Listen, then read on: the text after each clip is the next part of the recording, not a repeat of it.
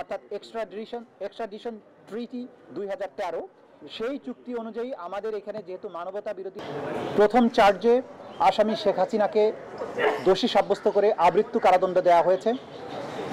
দ্বিতীয় চার্জে আসামি শেখ হাসিনাকে দোষী সাব্যস্ত করে মানবতা বিরোধী অপরাধের দায়ে 2024 সালের জুলাই অভ্যুত্থান চলাকালে বাংলাদেশে ছাত্র জনতাকে লিথাল ওয়েপন, হেলিকপ্টার, ড্রোন ব্যবহারের মাধ্যমে নিষ্ঠুরতম পন্থায় 1400-র মতো ছাত্র জনতাকে হত্যা এবং 25,000-এর বেশি ছাত্র জনতাকে আহত করার দায়ে, মোর স্পেসিফিক্যালি আশুলিয়াতে 6 জনকে হত্যা করে পুড়িয়ে দেয়া, চানখারপুলে 6 জনকে হত্যা করার মাধ্যমে যে অপরাধ করেছেন সেটার দায়ে তাকে দোষী সাব্যস্ত করে মৃত্যুদণ্ড প্রদান করেছেন।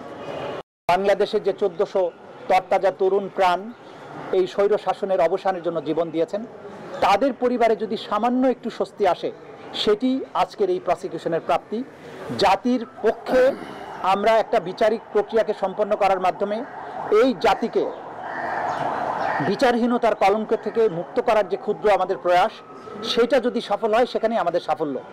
ওয়াইড স্প্রেড, ব্যাপক মাত্রায় আক্রমণ, কারণ বাংলাদেশের almost every part of the country এই অ্যাটাকটা।